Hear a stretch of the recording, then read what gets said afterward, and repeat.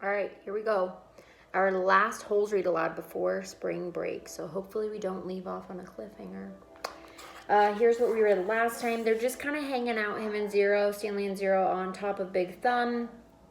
Zero's just trying to get his strength back. They're eating a lot of onions and drinking the water, even though it's kind of dirty. Zero told Stanley how he was the one who stole those shoes from the homeless shelter that were on display because he was just used to stealing things. He didn't know that that was wrong. That's just what him and his mom always did because they were homeless, and that's just how they got their things. So kind of a weird coincidence that Zero was the one who took those shoes and then Stanley was the one who got in trouble for it. Kind of weird. And then Stanley was laying there and he was having this crazy idea, and he was saying he thought it was too crazy, but he woke Zero up and he said, "Do you want to dig one last hole?" So I think we're going to find out what that crazy idea is. Here we go. Chapter 43. "We weren't always homeless," Zero said. "I remember like a yellow room." "How old were you when you," Stanley started to ask, but he couldn't find the right words. "When you moved out?" "I don't know. I must have been really little because I don't really remember much. I don't remember moving out. I remember standing in a crib with my mother singing to me. She held my wrists and made my hands clap together. She used to sing that song to me, the one that you sang. It was different though." Zero spoke slowly, as if searching his brain for memories and clues. "And then later, I know we lived on the street, but I don't know why we left the house.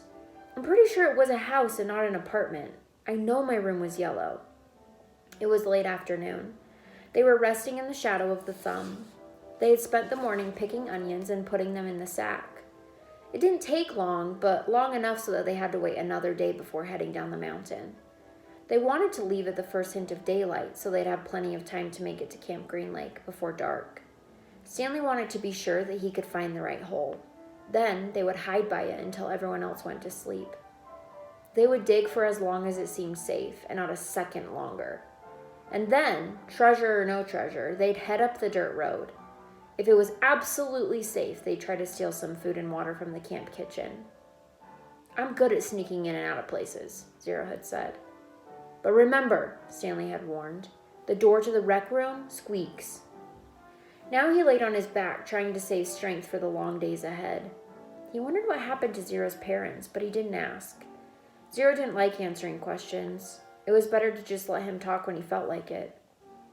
Stanley thought about his own parents. In her last letter, his mom was worried that they might get evicted from their apartment because of the smell of burning sneakers.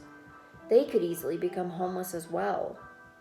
Again, he wondered if they'd been told that he ran away from camp, or maybe they were told that he was dead.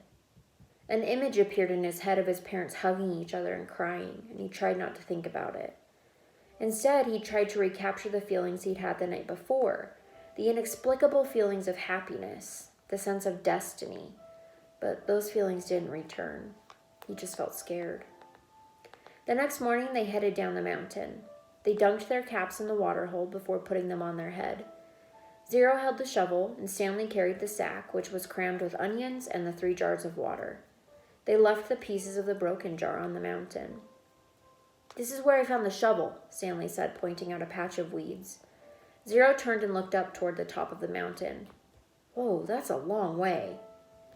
"Yeah, you were pretty light to carry," Stanley said. "You'd already thrown up everything that was inside your stomach." He shifted the sack from one shoulder to the other. It was heavy. He stepped on a loose rock, slipped, and then fell hard. And the next thing he knew, he was sliding down the steep side of the mountain. He dropped the sack, and onions spilled all around him. He slid into a patch of weeds and grabbed onto a thorny vine. The vine ripped out of the earth, but slowed enough that he was able to stop himself. "Are you all right?" Zero asked from above. Stanley